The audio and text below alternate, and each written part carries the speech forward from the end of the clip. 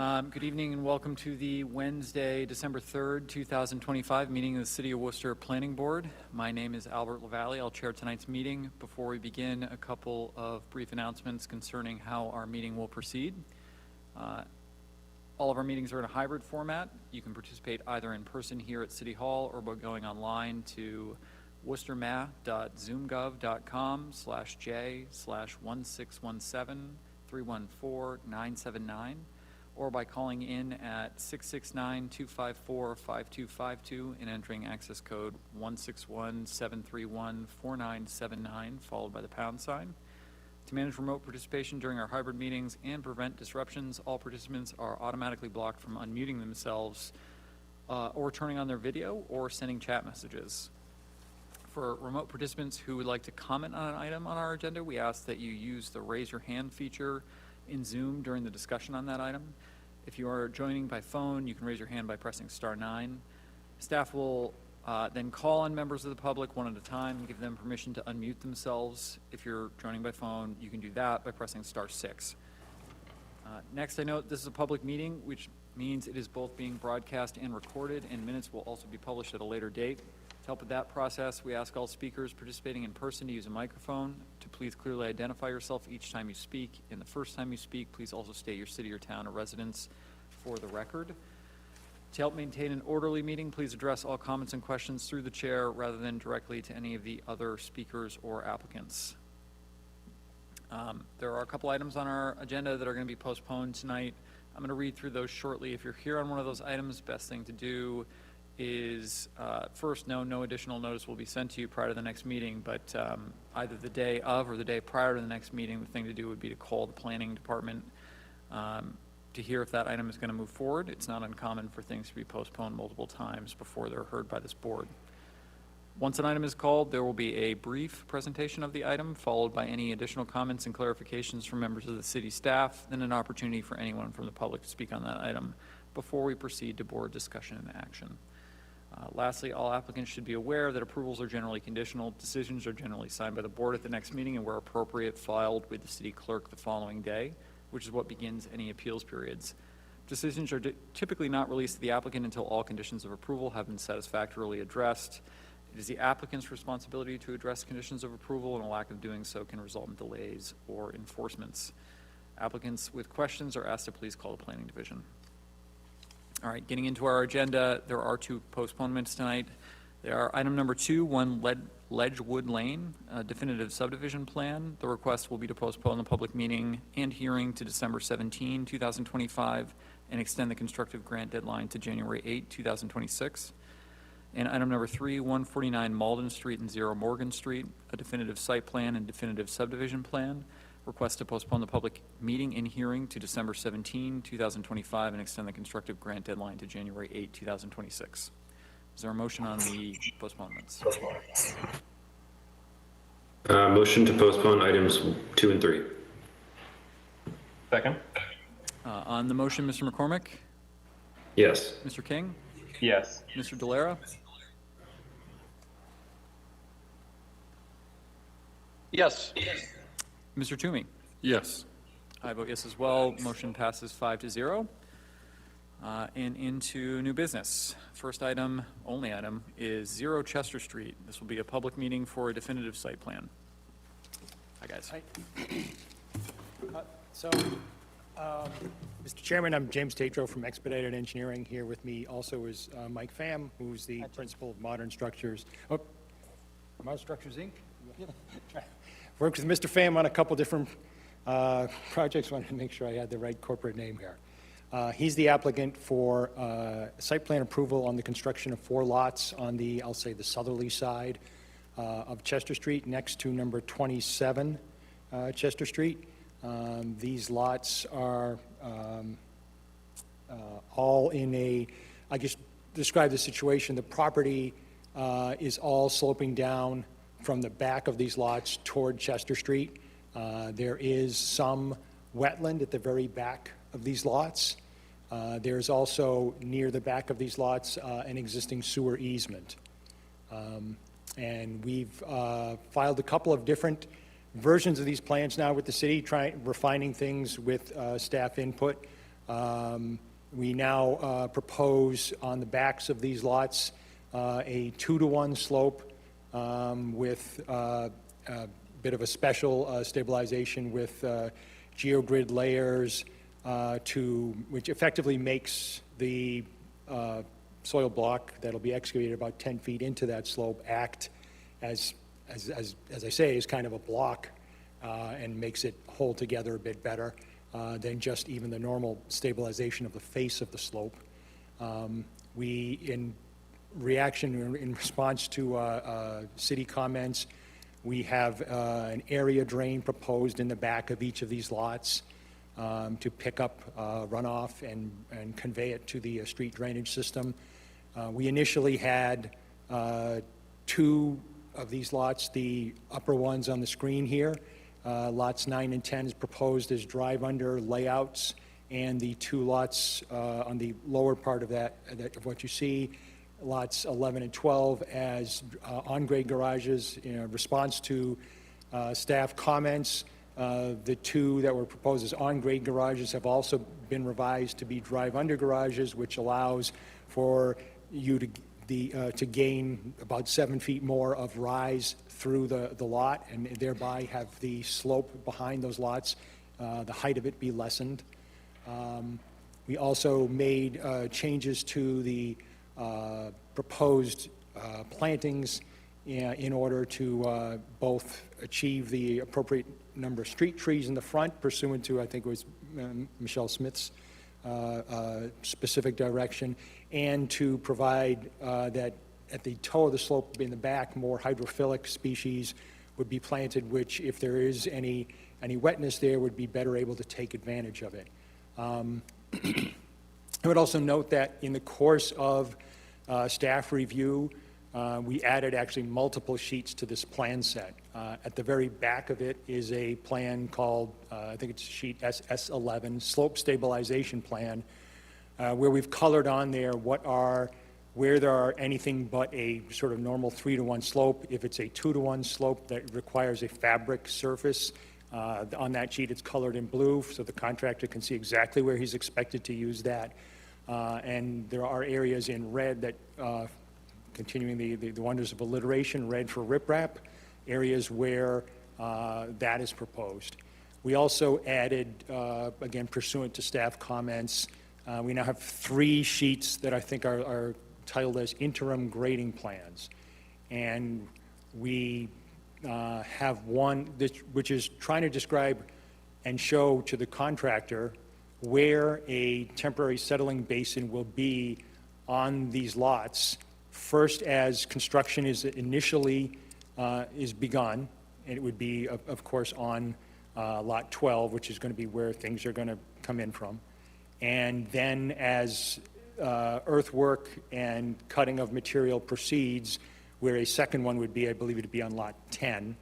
And then as construction begins on first lots 9 and 10, and this was a good suggestion that actually came from Victor and Michelle Smith, was that we had initially said, oh, we'll build lots 11 and 12 first, and they said, well, why don't you build lots 9 and 10 first, because you have more area for a good temporary settling basin on number 12. So we've got, to circle back, we've got interim grading plans showing where temporary settling basins will be as construction starts, as all the basically all the soil material removal has been done, and as house construction is started on the first 2 lots, numbers 9 and 10. So we've got 3 extra spots there to describe, and we actually had to, again, pursuant to staff comments, we had initially show those temporary settling basins meeting the DEP standard, which is it accepts at least 1 inch of runoff from all the contributing area. The staff made us aware that the city wants those to be able to handle the 2-year storm flow to those areas, and so we actually enlarged them as part of the process.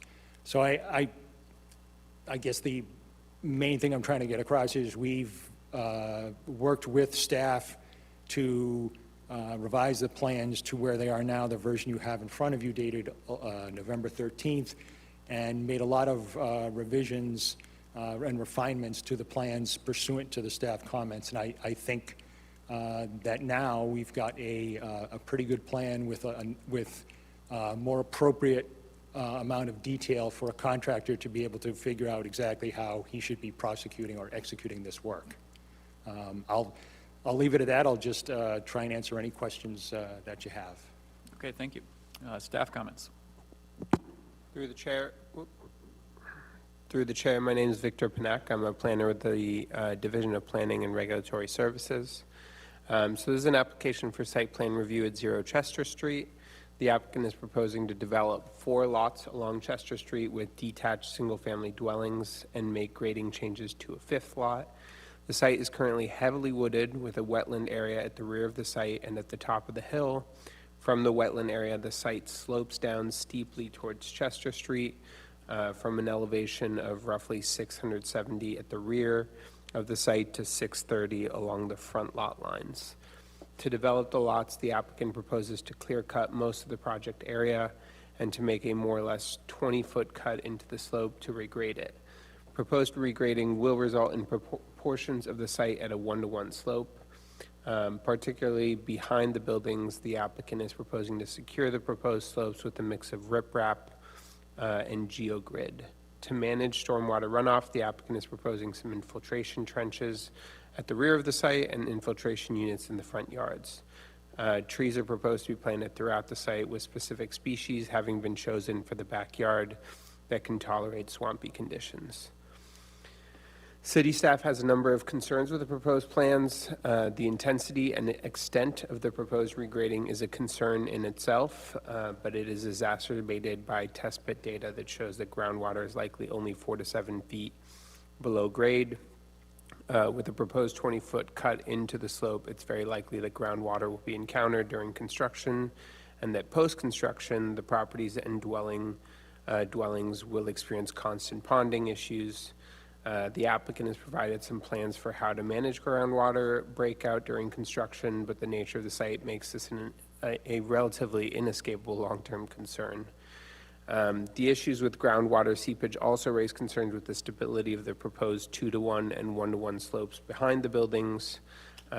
That's identified in the memo from DPW, where DPW requests that a geotechnical engineer provide an analysis of slope stability. Staff recommends that after some discussion, the board continue this application to a future meeting to allow the applicant to supply such a letter prior to the planning board approval, along with a more detailed cut and fill analysis. Finally, while the applicant proposes infiltration units in the front yard of each property, the groundwater is so close to the surface that the infiltration units likely cannot achieve separation necessary to function effectively. Massachusetts stormwater standards generally recommend 4 feet of separation from the bottom of infiltration units to groundwater and prohibit anything with less than 2 feet separation. All 4 of the applicant's infiltration units are shown with essentially 2 feet of separation, and the unit on lot 10 has only 1.5 feet of separation.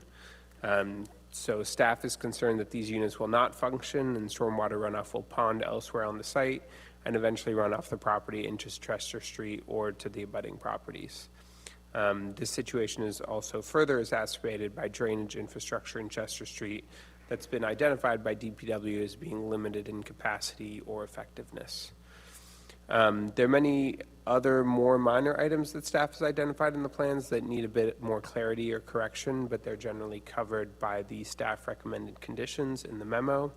And with that, I'm happy to answer any questions. Thank you, Mr. Panak. Is there anyone from DPW who'd like to comment on the call? Hi, this is Leslie from DPW. Besides the comments that already was mentioned by Mr. Panek, I don't have any other comments. Okay, thank you. Thank you. There's no one in the room. Is there anyone online wishing to discuss this item from the public?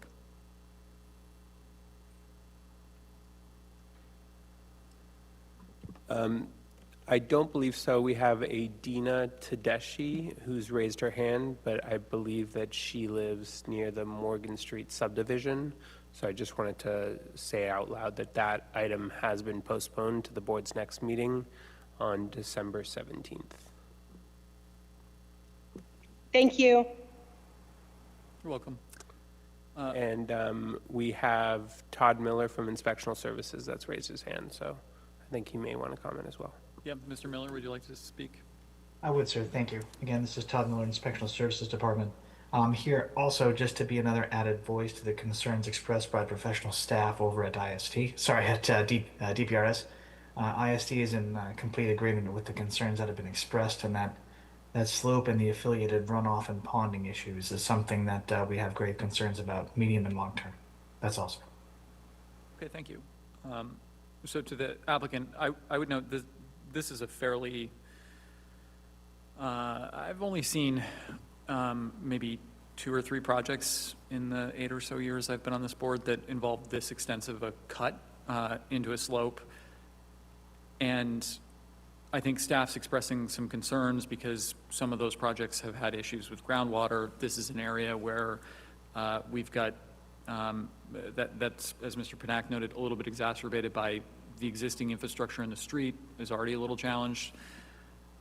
So I think we're just wanting to be a little cautious here, which is why the DPW is asking for a geotech to evaluate.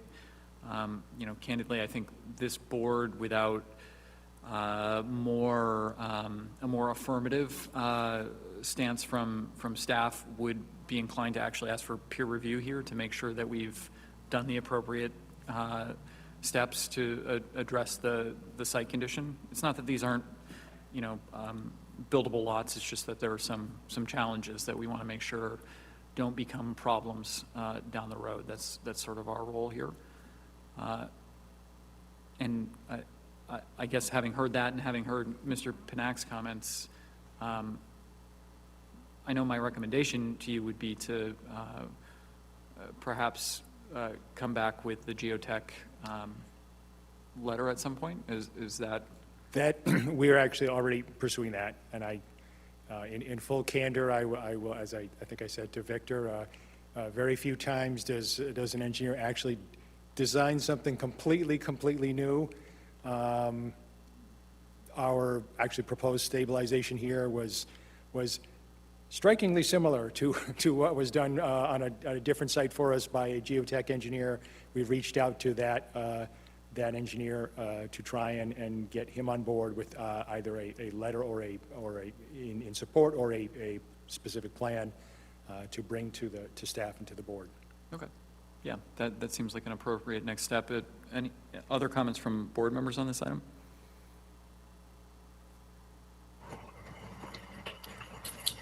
This is Connor for myself. No additional comments. I think you summarized it well, and it sounds like the applicant's willing to go after some of the information that staff had mentioned they were looking for. So I'm all set. Thank you. Thank you, Mr. McCormick. Mr. King, anything from you? Agreed. No additional comments. Thank you. Mr. Toomey? No comments. It seems the right plan. So then, Mr. Chairman, I think I would ask to continue this to your next meeting, and we'll try and get you additional corroboration of the appropriateness of the design in the interim. Okay. Mr. Panak, does that work, or would you prefer a different meeting? No, that works. I just wanted to plug that we're also really looking for a cut and fill analysis. The applicant's plans do provide the quantity of material to be removed from the site, but I think we're looking for something a little bit more detailed about where that's going to be taken from and how that coincides with the expected groundwater levels subsurface in those areas to get a good understanding of where groundwater may break out during construction. And through the chair to Mr. Panak, I think we would probably try and add additional information to the interim grading plans where we're partly showing, okay, here's how it is as we've cut out for lot 12, here's how things will look as we've cut out for all 4, and try and get additional information quantifying at each stage how the cut is being done. I would just add one thing on the date of the continuance. I think staff would recommend that it be January, I want to say 7th, I think is the January meeting. For materials for the 17th, we would need those a week from today, which doesn't seem particularly feasible. But that's just our suggestion. Through the chair, if it is possible to continue to the 17th, we will make every effort to get information to you at least a week before the meeting. If we can't, we'll, at that time, a week out, we will ask you to continue. I just know the applicant would like to conclude the process if possible. That's fine. That's your right. I would just, I always encourage applicants to be realistic. If you think it's possible, then sure, let's do it. So is there a motion to postpone this item to our December 17th meeting, and the constructive grant deadline will be January 7th, 2026? Motion to continue 0 Chester Street to December 17th with a constructive grant deadline of January 7th. Second? On the motion, Mr. McCormick, Yes. Mr. King, Yes. Mr. Delera, Yes. Mr. Toomey. Yes. I vote yes as well. Motion passes 5-0. See you guys soon. Thank you for your time. We'll try and do what we can to get back for you right away. Awesome. Thank you, Chairman. All right, next item on our agenda, we're moving into other business. We have a subdivision performance agreement. Are we hearing these tonight? Okay, not doing that. No. A&Rs then. This is Rose Russell in the Planning Division. A&Rs A through C are not properly before the board. So first up is A&R for 22 Outlook Drive. This is a private road. It's on the official map. You don't have it in front of you here, but it is available on Google Drive, and right here on the table. This is an RL7 zoning district with a 65-foot requirement. This is a through lot with frontage presently today on Outlook Drive, and then the new lot will have frontage on Swan Ave, which is also a private street on the official map. They're both in city standard condition, so the plan is endorsable by the board. Next up, we have 80 Prudential Road. This is an A&R on a public street. We're in an RS7 zoning district, which requires 65 feet of frontage. This lot is being split right down the middle. Both lots have 65 feet of frontage, and Prudential Road is a public street up to typical city standards, so no concern on this one as well. And that's all we have for tonight. Is there a motion on the A&Rs? Motion to endorse A&Rs D and E. Second? On the motion, Mr. McCormick, Yes. Mr. King, Yes. Mr. Delera, Yes. Mr. Toomey. Yes. I vote yes. That passes 5-0. Rose, am I correct? There are no minutes? There are no minutes for tonight, but I just want to make a quick announcement about our next meeting. It is being held at the Inspectional Services Building. It's on the second floor, room 109. There is a large parking lot, so it should be a little bit more accessible than coming to City Hall. This will be our first meeting over there, so it'll be a little bit new. Typically go in the side door closest to the cross street, but it's at 25 Mead Street, room 109. Still be doing a hybrid fashion, and if we have any updates, I'll let you know before then. So, thank you. Okay, hopefully everybody heard that. Does anybody have any board policy procedures or other discussions? Hearing none, is there a motion to adjourn? Motion to adjourn. Second? On the motion, all in favor, say aye. Aye. Aye. Aye. We're adjourned. Thanks, everybody. Thank you. Thank you. Good night.